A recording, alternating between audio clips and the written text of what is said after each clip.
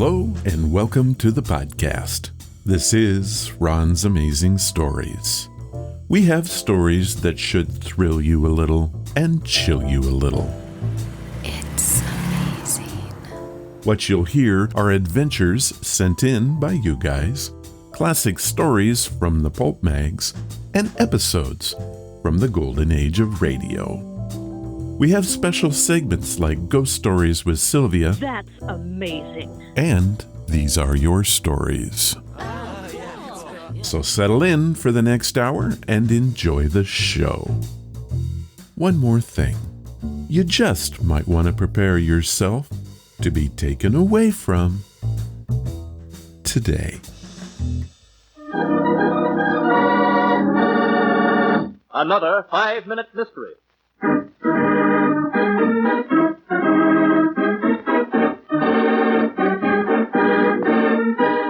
This 5-minute mystery is Ron, I found a sponsor for you. Okay, who you got? Coke. Not really a fan. Who doesn't like Coke? Not important. What are the details? Well, I don't have any details just yet, but I think it's the perfect partner. Have you talked to them yet? Well, no. Oh boy. The strange country of Tibet, where ghostly ruins of an ancient temple rise forebodingly to the midnight sky. In a lonely native hut not far from the temple, a woman nervously paces the hard earthen floor. Her eyes speak terror. Suddenly... Mr. Benson. You are Mr. Benson. I came as quickly as I could, Mrs. Dorman. Your coolie directed me here from Lhasa. I had to send for you, Mr. Benson. I didn't know of another American except you anywhere in Tibet. But your husband, Professor Dorman. He's disappeared. I begged him not to go near the ruins. That temple is filled with ancient ghosts and murderous invaders. Murder? You mean Professor Dorman is... Oh, no. It's my sister, Hector. 3 days ago, we found her dead, crushed to death by huge stones, there in that place. Your sister was here with you? Yes, helping Herbert in his search for the origin of the Chinese alphabet. But I thought you were Professor Dorman's co-worker. Yes, but Hector wanted to help, so I stepped aside. You see, when my husband and I reached India, we found Hector waiting for us. We were astonished to see her. Hector, how did you ever come to be here? And you... To meet you and Emily. But why, Hector? We're going to Tibet. And so am I. That's why I came. Oh, no, you're not, Hector. You've caused Emily and me enough trouble. Herbert, she's my sister. I do believe Herbert's afraid of me, Emily. I'm not afraid of you, but I am afraid of the bad luck you always bring. I want to show you that I've changed. I want to go to Tibet with you and Emily. So she came. Just 3 nights ago, she went to the temple alone. She didn't come back. We found her dead. And now my husband, it's after midnight, and he's been gone for hours. The coolies won't go near the ruins, and I'm terribly afraid to go alone. Well, come along. He may be still alive. There's not a moment to lose. Here's the path, Mr. Benson. How dark it is. Now, stay close behind me. If 2 people have been killed in this place, we... Herbert! It's Emily, Herbert. Where are you? In this darkness, the temple seems alive. I begged you not to violate this fire. There's a force here, Mr. Benson. Something evil. Come along. Wait. Where shall we find my sister? Herbert! Answer me! It's Emily, Herbert! Mr. Benson. Look! In the beam of the light. He's dead. Struck down by that pillar of stone. No, don't go near him, Hector. Why? You call me Hector? You and your sister look exactly alike, didn't you? Yes, but... Then you are Hector. I know you are, and you murdered Professor and Mrs. Dorman. What was the clue that brought Benson to the startling deduction? In a moment we'll hear, but first...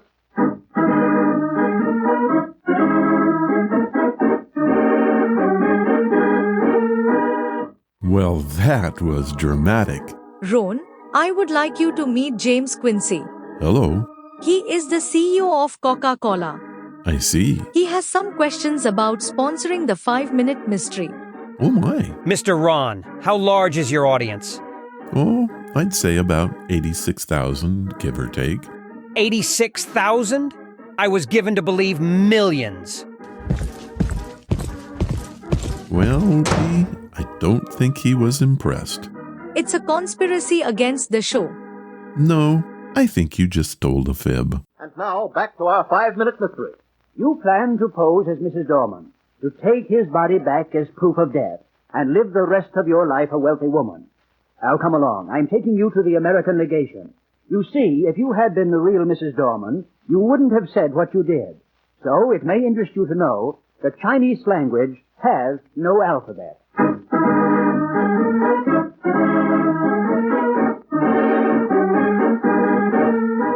Wrong. I heard that Coke turned you down for sponsorship. More like OP brought them here with a lie. An exaggeration. Whatever. What did you guys think of the story?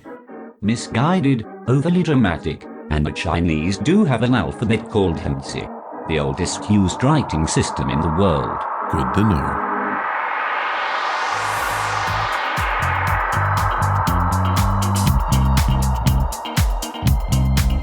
Is that you said? Hello, and welcome to the podcast. On the show today, we have a full agenda. We'll open with a review of the new audiobook series, Mars Nation. Then Sylvia Shults joins us for another installment of Ghost Stories with Sylvia. Now, I'll bet you think we're winding up. But no. We then have two more stories from the pulp science fiction scene to listen to. The Hand and The Hour of Battle. To close the show, we have a special edition of Johnny, is this true? This time, we have a collection of your stories sent in by you for you. So, let's get the show going now with this from Audible.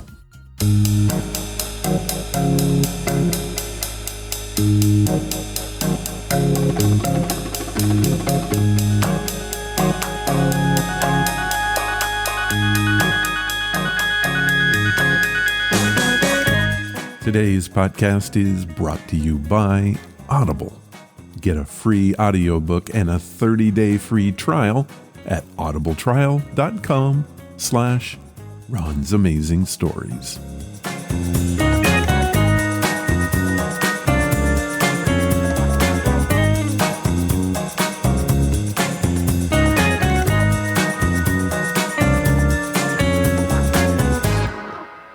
Hello. Today, we are going to embark on a journey to the red planet, Mars. We are reviewing the audiobook, Mars Nation, the complete trilogy by Brandon Q. Morris. It is an extraordinary account of the first humans to set foot on this alien world.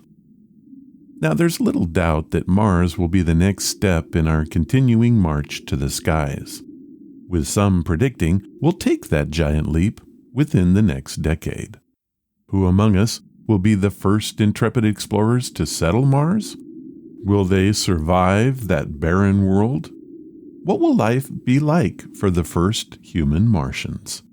This series of 3 books gives an idea of the challenges of sending humans to Mars.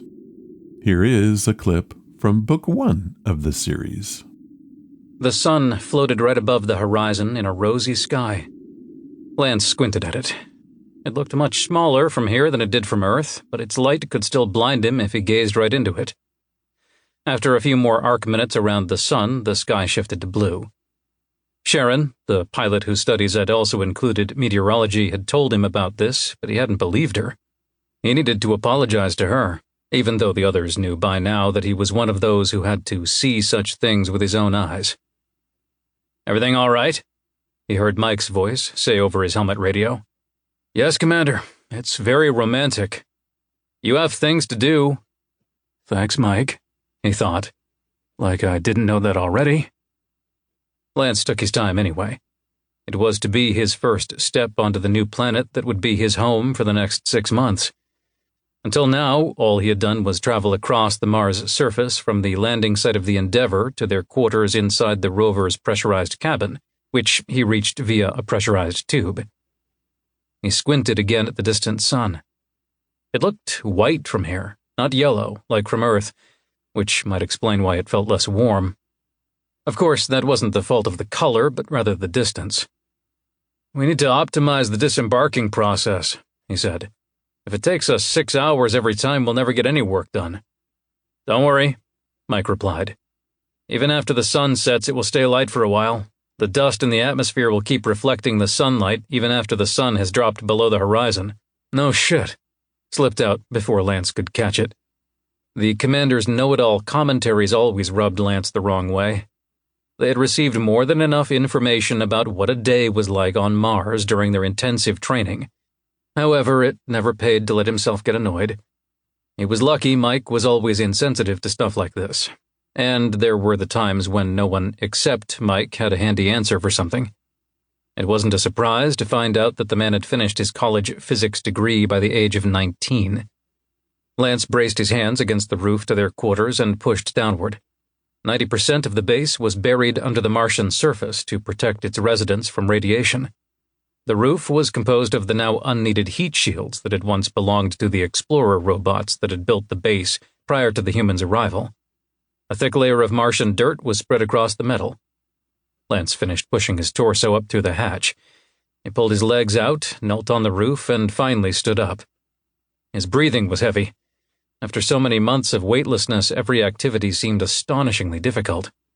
What had been the point of pedaling like crazy on that exercise bike all the time? "Okay, I'm out," Lance said.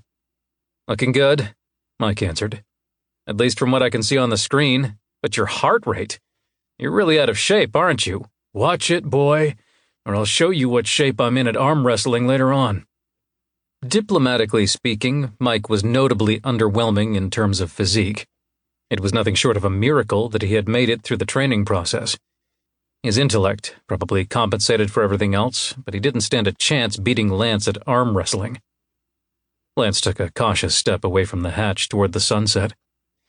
He expected to hear a hollow tone as he moved forward, but the air was probably too thin, and the sensitivity of the external microphone too low for that. "You know you're supposed to wait, right?" Mike asked. Of course he knew that. The airlock was so narrow that only one person in a spacesuit could fit through at a time. Once outside, they were always supposed to move around in pairs, which was why Sarah, his buddy for this walk, would emerge through the hatch in a minute or two. But it wouldn't hurt if he looked around a little, would it? He walked over to the edge of the roof. From here, it was only about 20 centimeters down to the Mars surface. Should he? He had yet to feel like he was actually standing on the planet. What would happen? The ground looked dry and stable. The area right around the base had been reinforced during the construction process. Lance glanced back toward the airlock, but Sarah was still nowhere in sight. He slowly extended his right leg, scooted it forward, and lowered it and himself toward the ground. He gingerly placed his foot down, beginning with his heel, and had to burst out laughing. The situation was hardly humorous, so the outburst had to be a subliminal overreaction. He was the first person to ever set foot on Mars. Although he didn't feel up to celebrating, he couldn't stop the laugh. Lance shifted his weight onto his right leg before bringing the left one down to the ground. He stood there then, and laughed again. So what is Mars Nation, the complete trilogy, all about? Book 1. NASA finally made it. The very first human has set foot on the surface of our neighbor planet. This is the start of a long research expedition that sent 4 scientists into space. But the 4 astronauts of the NASA crew are not the only ones with this destination.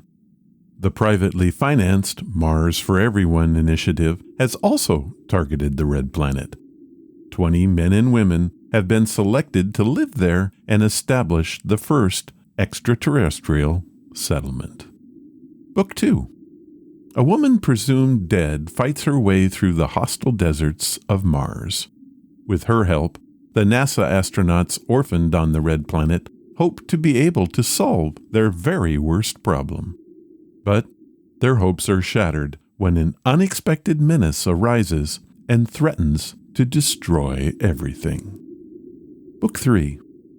Does the secret of Mars lurk beneath the surface of its south pole?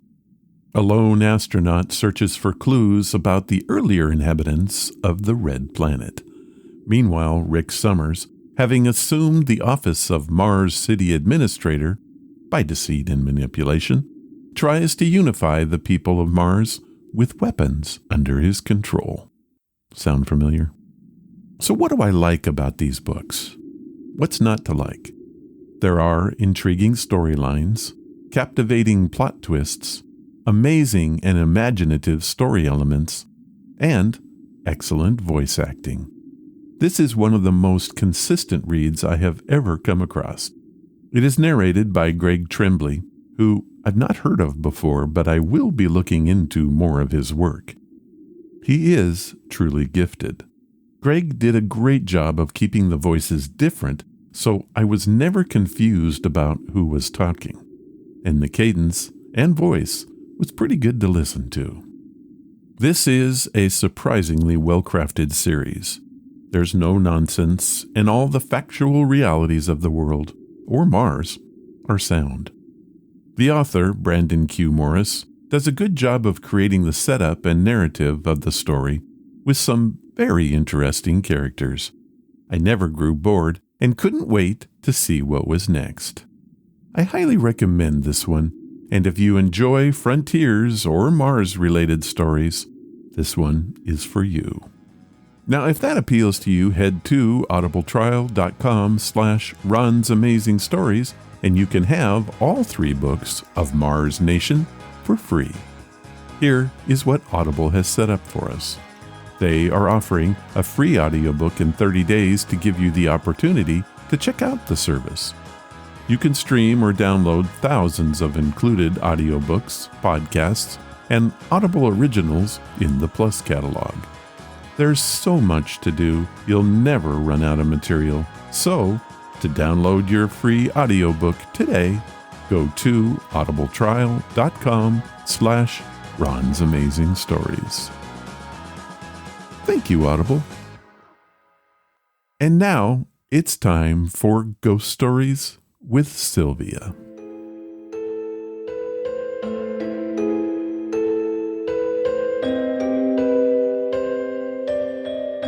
We all love a good story, but what we truly crave is a ghost story. It's time now for Ghost Stories with Sylvia.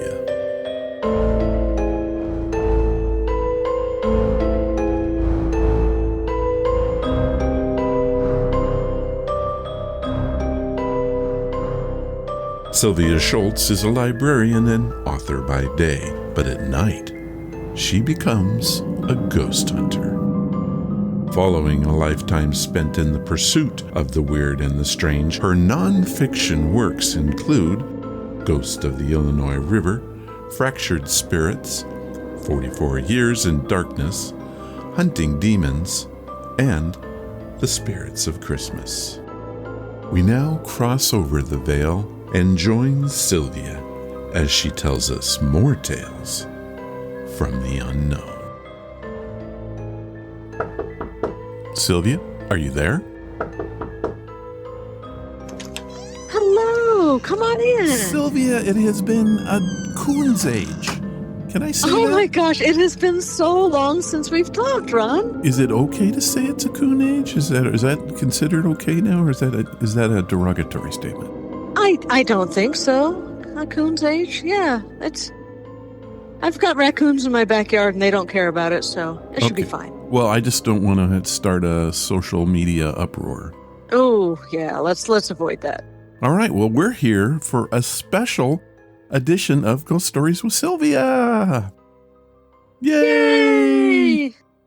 And I think that it's high time that we do that. We haven't had one in such a long time, and I think now's the time. Yes, it's been ages. It's summer, and let's do this. And I have a ghost story that I want you to hear, and then I'd like you to answer the questions that the person asked at the end. Well, that sounds wonderful. Do you think you can do it? Are you up for it, Miss Ghost Hunter of the Year? I think so. I am up for the challenge. Are you sure? Oh, yeah. I'm going to read the story, and then I did a teensy bit of research. You know me, I can't help it. Yeah. So are you ready for a ghost story? I am always ready for a ghost story. Lay it on me. This comes from Kesha Hilton, who lives in Escanaba, Michigan. Never been there, but I'm sure it's a nice place. Mm-hmm. Here is her story. This happened when I was 11, while visiting the Sand Point Lighthouse. My parents wanted to take a tour with their tour guide, but I wanted to play outside. Considering we'd been touring various sites in Upper Peninsula that day, no one was around.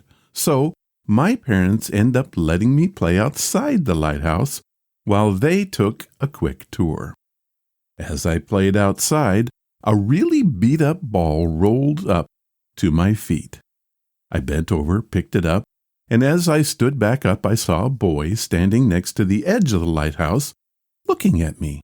I assumed that the ball was his, so I tossed it over to him, and he wandered away.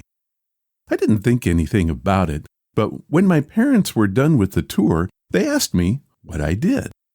I told them something along the lines of, I was wandering around, and I helped this kid get his ball back. The tour guide was with my parents, and as I mentioned the kid, he looked startled because, as I mentioned earlier, there was no one there other than us at the lighthouse. Only 3 cars: my parents' car, the tour guide's car, and the car that belonged to the person at the front desk. The tour guide asked me to take a look at a picture in the lighthouse. I know this sounds super cliche, but what he showed me was the picture of the same exact boy with the same exact beat-up ball.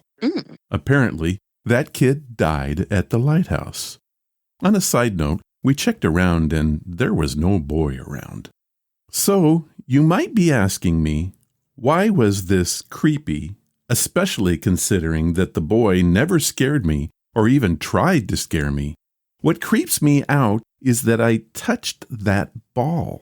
When it comes to ghost stories, most people only report a ghost, no other objects.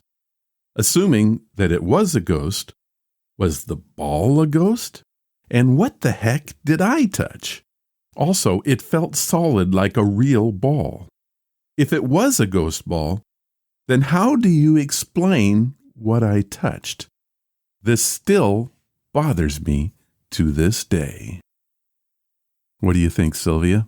Let me give you a little history on the place. I had to find out where this was and if this is a real place. Yeah. And it turns out that the Sand Point Lighthouse is a real place.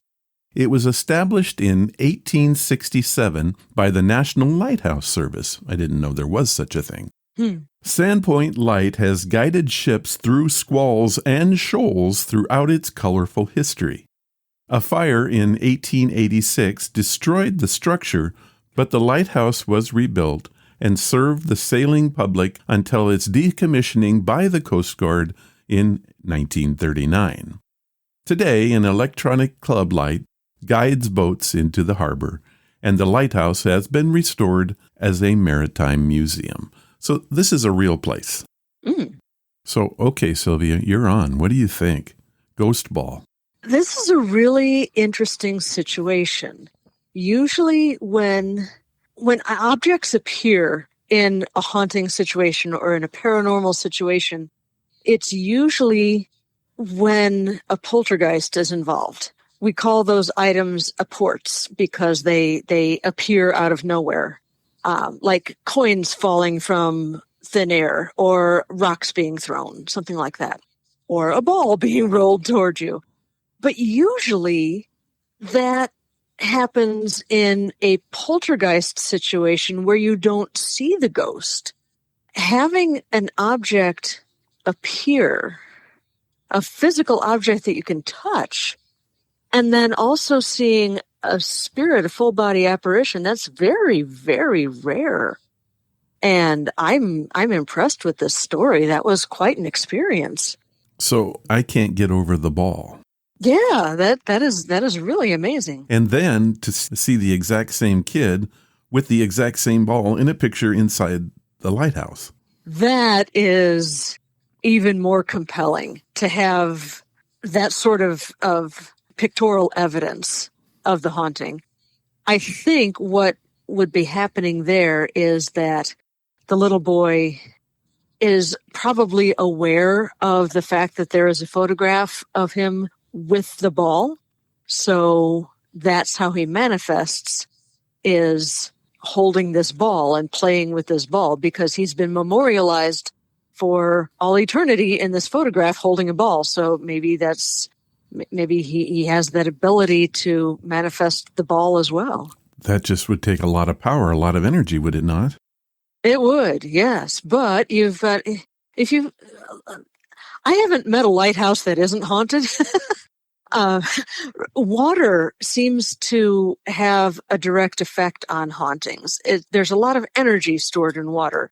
You've got either a river running past, running water, or you've got the waves crashing on the shore over and over and over and over. So that stores up a lot of energy, and spirits use that energy. Maybe that energy is powerful enough so that the little boy manifests his ball too when he wants to get attention and wants another kid to play with him. But to pick up the ball and be able to roll it back is something I've never heard other than in horror pictures.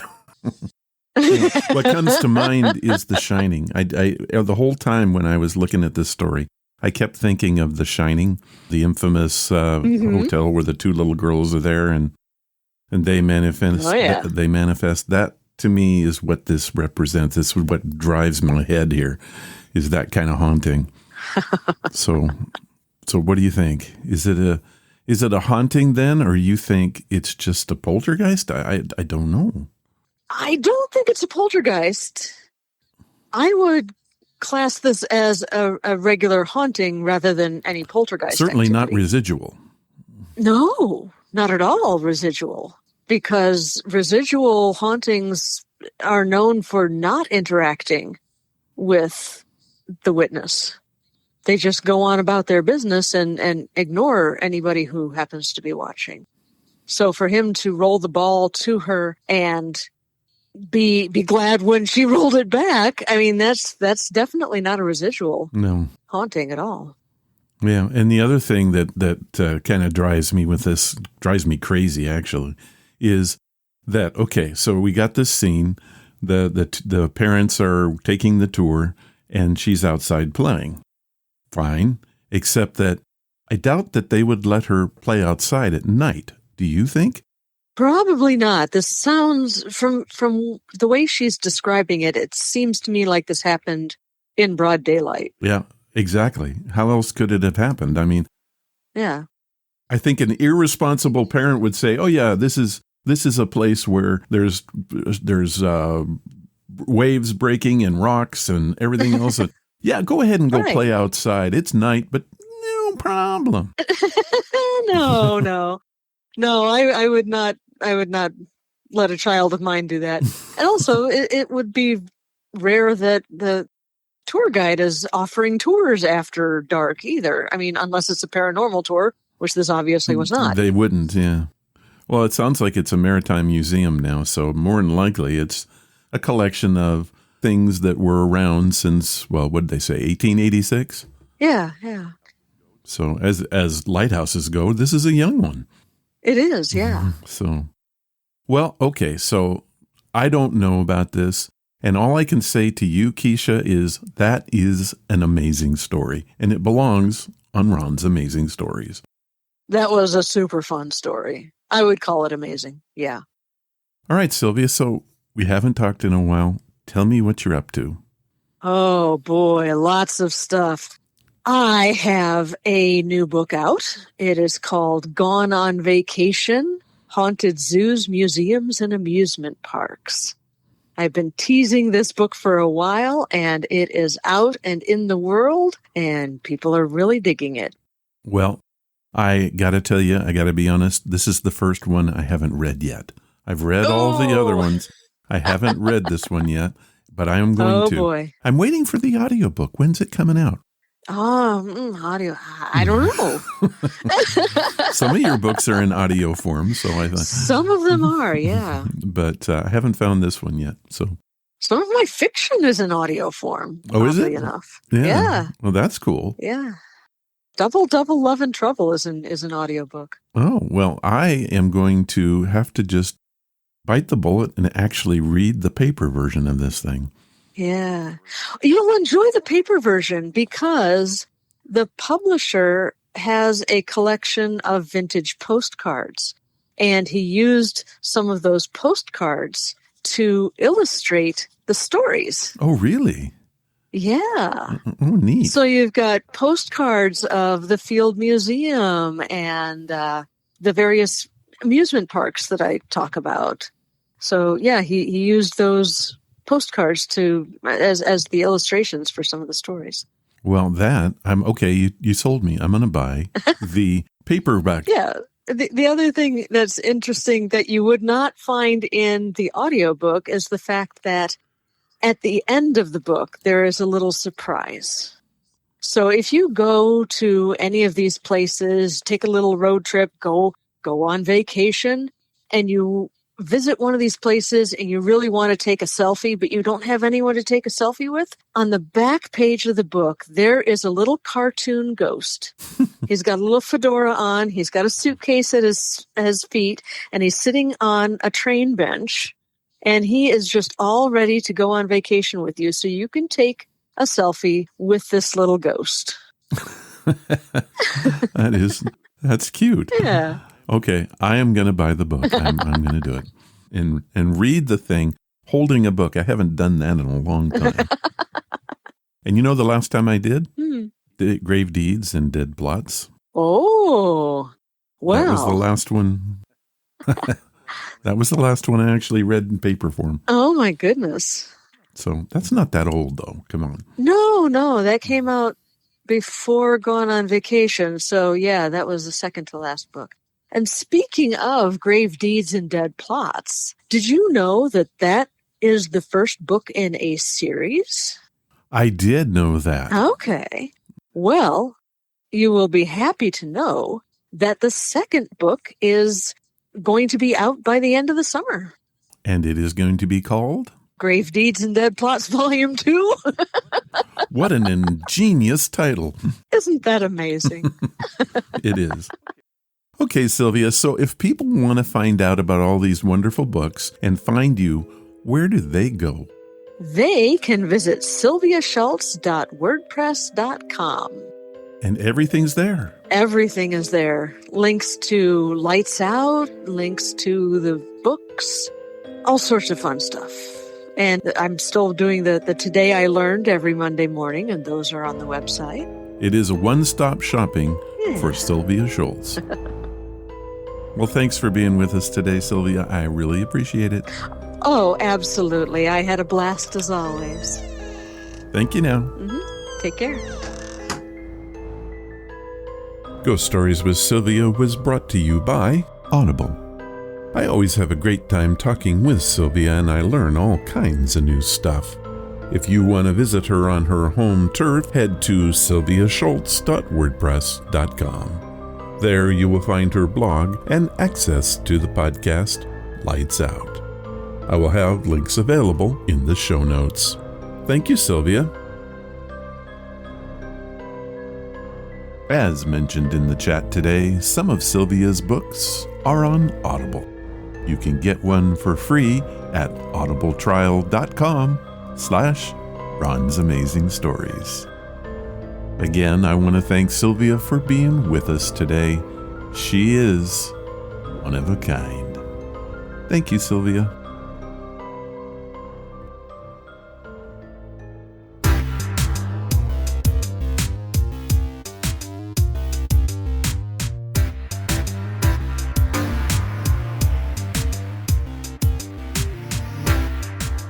Our featured story is a good one.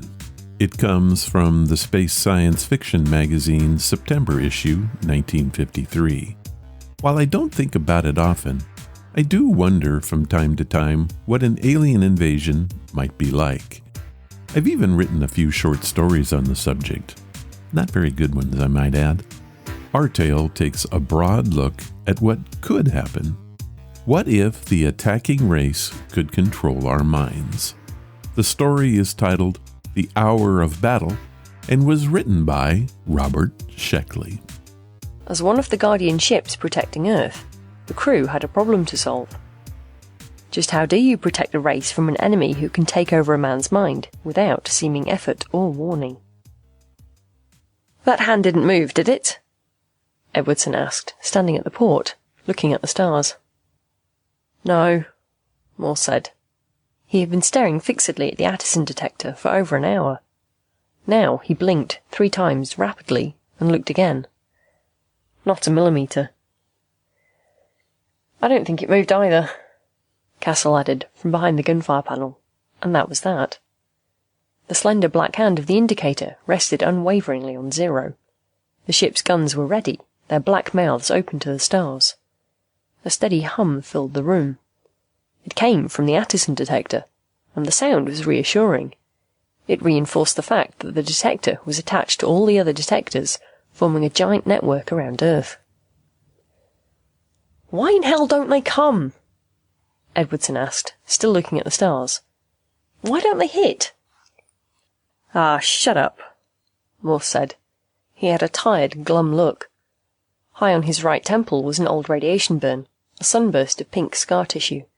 From a distance it looked like a decoration. I just wish they'd come, Edwardson said.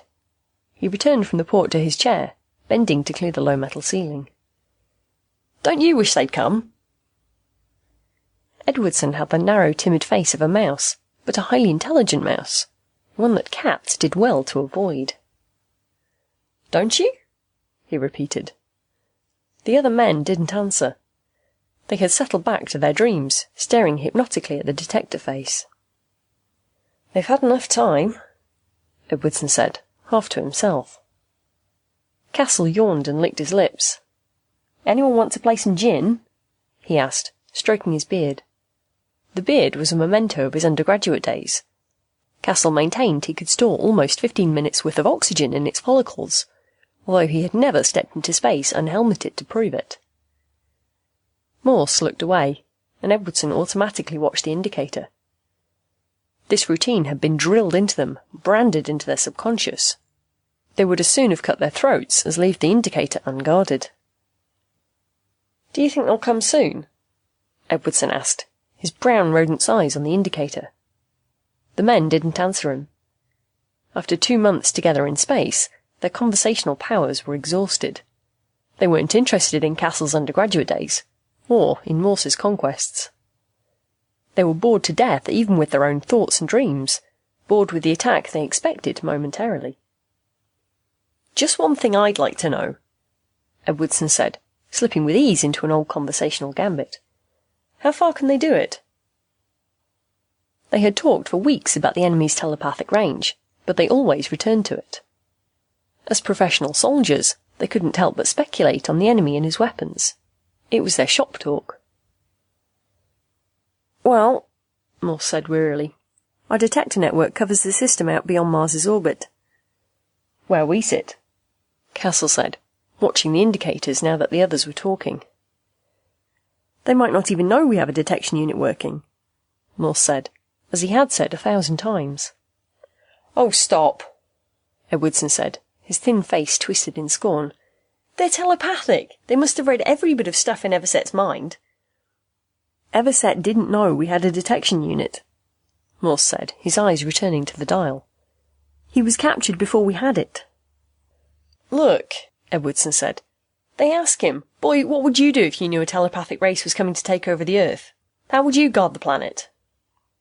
Idle speculation, Castle said. Maybe Everset didn't think of this. He thinks like a man, doesn't he? Everyone agreed on this defence. Everset would too. Syllogistic, Castle murmured, very shaky. I sure wish he hadn't been captured, Edwardson said. It could have been worse, Morse put in, his face sadder than ever. What if they captured both of them? I wish they'd come, Edwardson said. Richard Everset and C.R. Jones had gone on the first interstellar flight. They had found an inhabited planet in the region of Vega. The rest was standard procedure. A flip of the coin had decided it. Everset went down in the Scouter, maintaining radio contact with Jones in the ship. The recording of that contact was preserved for all Earth to hear. Just met the natives, Everset said. Funny-looking bunch. Give you the physical description later. Are they trying to talk to you? Jones asked, guiding the ship in a slow spiral over the planet. No. Hold it. Well, I'm damned! They're telepathic. How do you like that? Great, Jones said. Go on. Hold it.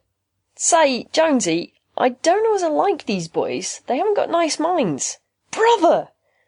What is it? Jones asked, lifting the ship a little higher. Minds! These bastards are power crazy. Seems they've hit all the systems round here, looking for someone to...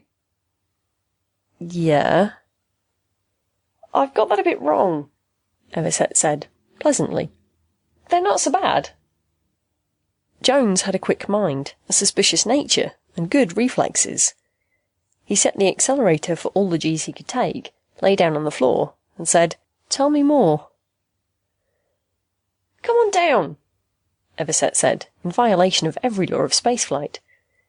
These guys are all right. As a matter of fact, they're the most marvellous... That was where the recording ended, because Jones was pinned to the floor by 20 G's of acceleration as he boosted the ship to the level needed for the sea jump. He broke 3 ribs getting home, but he got there. A telepathic species was on the march. What was Earth going to do about it?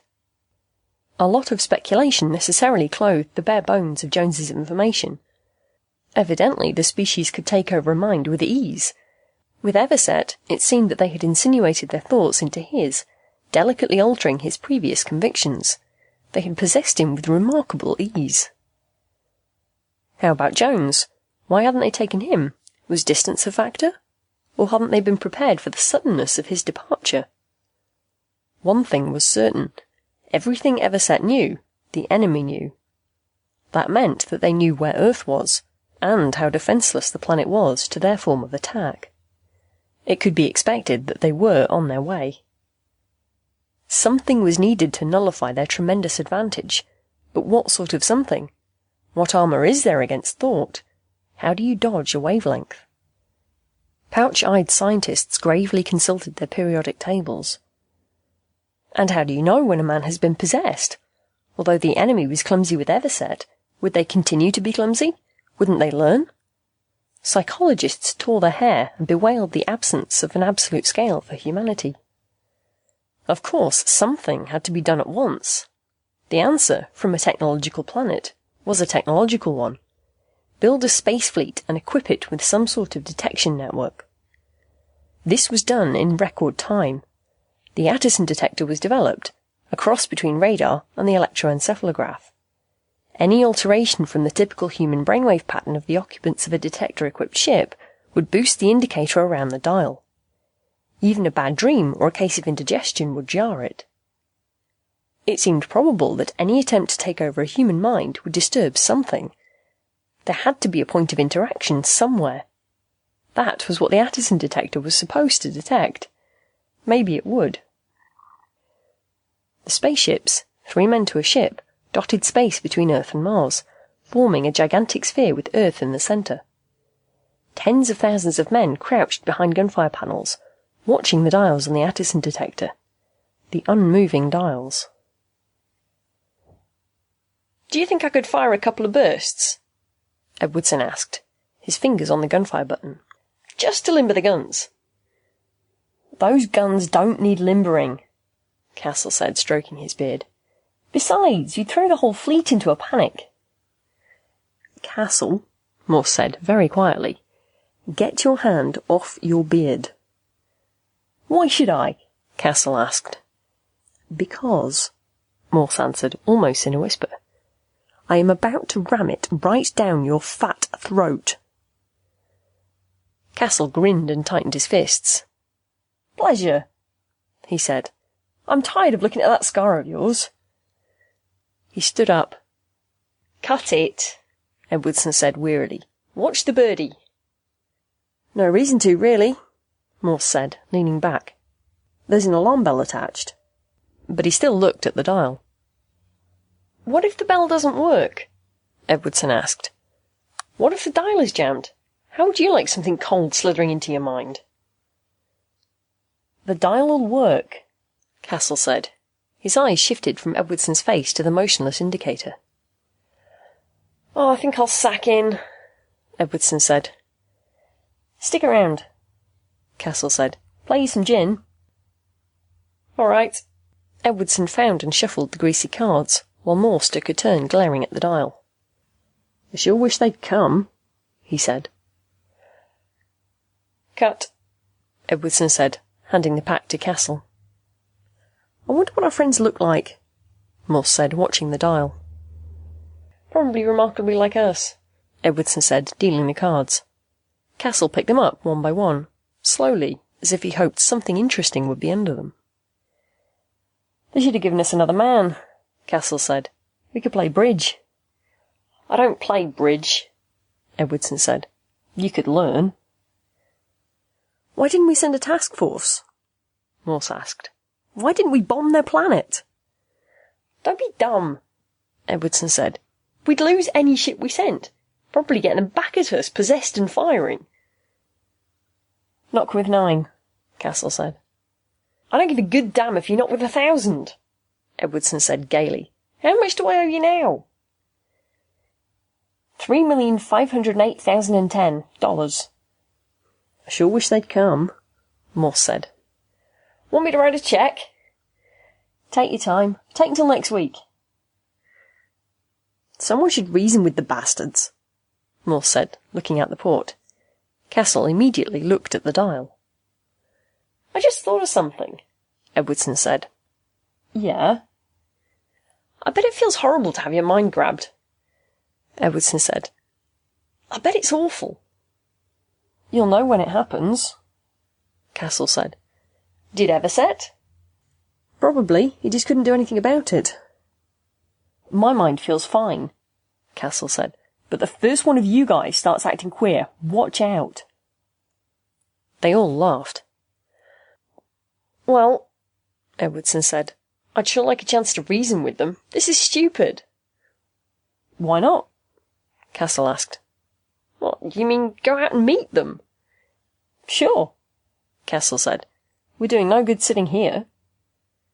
I should think we could do something, Edwardson said slowly. After all, they're not invincible. They're reasoning beings. Morse punched a course on the ship's tape, then looked up. You think we should contact the command? Tell them what we're doing? No, Castle said, and Edwardson nodded in agreement. Red tape. We'll just go out and see what we can do. If they won't talk, we'll blast them out of space. Look! Out of the port they could see the red flare of a reaction engine, the next ship in their sector, speeding forward. They must have got the same idea, Edwardson said. Let's get there first, Castle said. Morse shoved the accelerator in, and they were thrown back in their seats. That dial hasn't moved yet, has it? Edwardson asked, over the clamour of the detector alarm bell. Not to move out of it, Castle said, looking at the dial with its indicator slammed all the way over to the highest notch. Interesting story, don't you think? The ease at which a mind-controlling alien could wreak havoc on the human race is probably mind-boggling, I would think. What do you think? Our author today was Robert Sheckley. He was first published in science fiction magazines of the 1950s. His many quick-witted stories and novels were famously unpredictable, absurdist, and broadly comical. He was nominated for both Hugo and Nebula Awards and was eventually officially recognized by the Science Fiction and Fantasy Writers of America in 2001.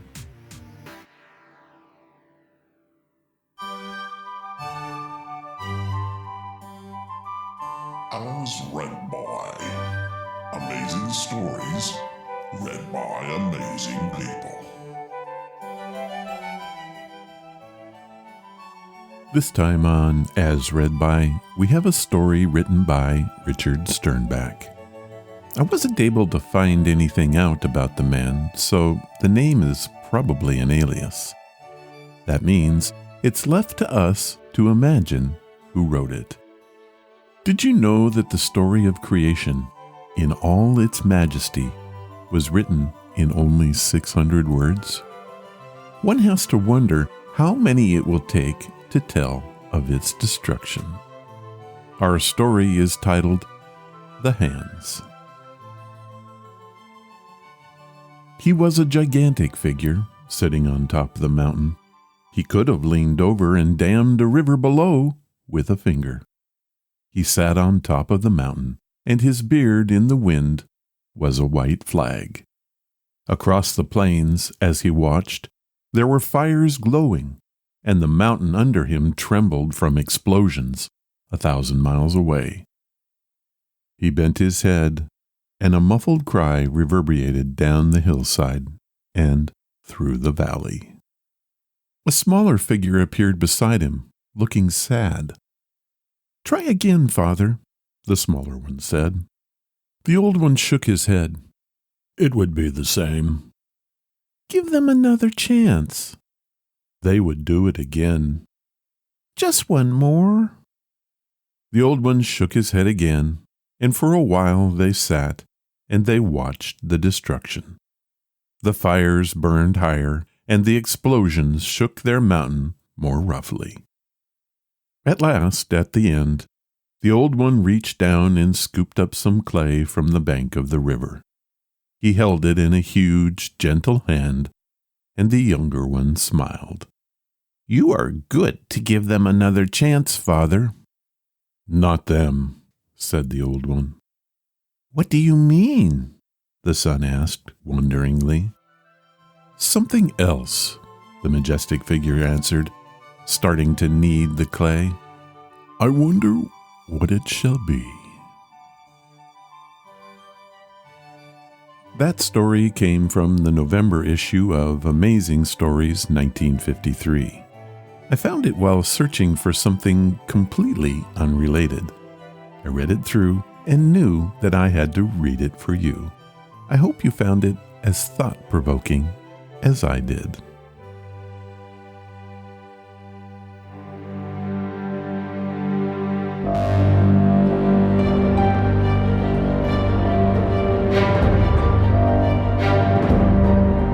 Johnny, is this true? As you know by now, I like to surf the internet to find the strange and unusual. I do this in the name of the podcast, but the truth is, I would do it anyway, even if there was no podcast. What you're about to hear is... Johnny, is this true? I will tell you a story and then ask the question, did I make it up or is it true? Your job is to decide. Let's get started.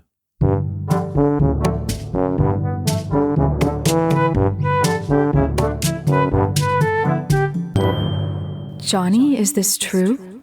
Over the last few weeks, I've been asking for your stories. You have responded, but a lot of you sent in some really short encounters. Really short. So, what to do with them? Then it came to me. Why not do a special Johnny, is it true, to feature them? So here is what we're going to do. I'm going to read 4 stories. But were they all sent in by you? Or did I take pen to paper and fake them? Your job is to guess. Here we go. Story 1. This was sent in by Michael Jackson from Encino, California. I was standing at the bus stop waiting for the 236 Metro local line. I was chatting with this older guy, and he was saying some strange stuff about the war. When the bus arrived, I gathered my stuff and turned to say so long. There was no one there, and I swear this happened.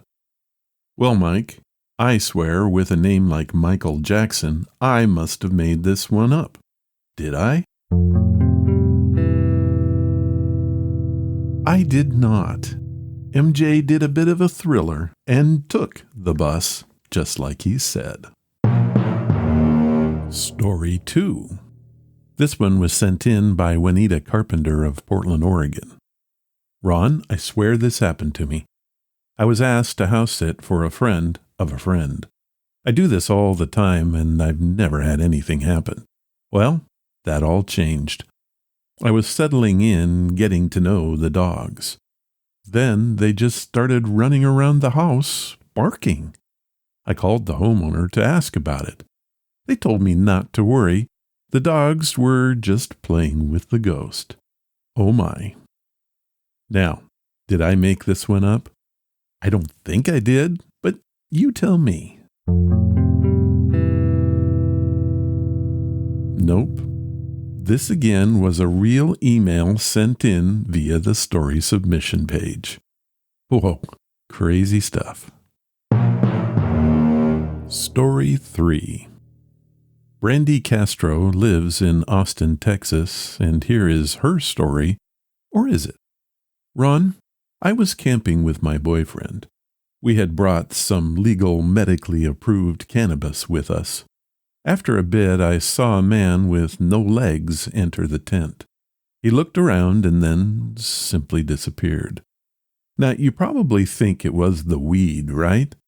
The problem is that we hadn't partaken of any yet. True story. Well, Brandy, we'll let the people decide. Is this one true? Okay, it's a crazy event, but it is true. Brandy added that the man was dressed like some old prospector. You know, like what you see in the westerns. Story 4. Our last one comes from Bill Barker, who didn't say where he was from. Ron, did you know that the wind is a ghost? At least here it is.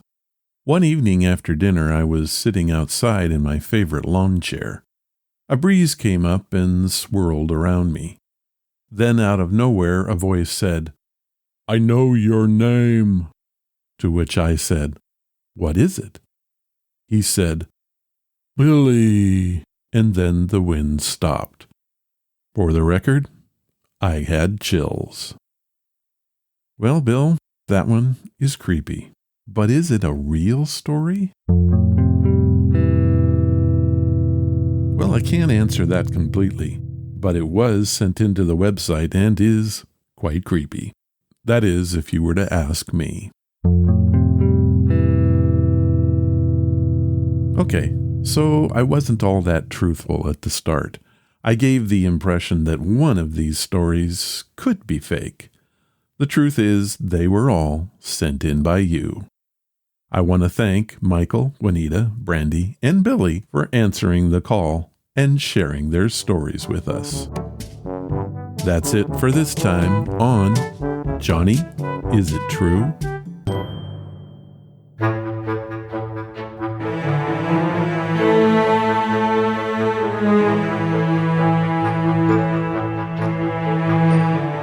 That was episode number 644, and I want to thank Sylvia for being with us today. It's always a fun time when you are here, and yes, I really do mean that. If you want to follow the podcast or the blog, head to ronsamazingstories.com. There you will find any of the links I mentioned and how to contact us. Do you want to help the show? The best thing you can do is to tell your friends all about it, and please leave reviews or feedback wherever you listen. Clicking that follow or like button helps us grow. Thank you for listening, and I hope you come again to find out what are Ron's Amazing Stories.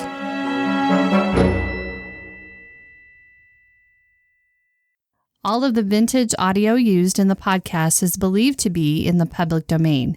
Ron's Amazing Stories does not own the rights to any of the old-time radio used here. If you hold the rights to any of the shows played, please contact us immediately at ronsamazingstories.com.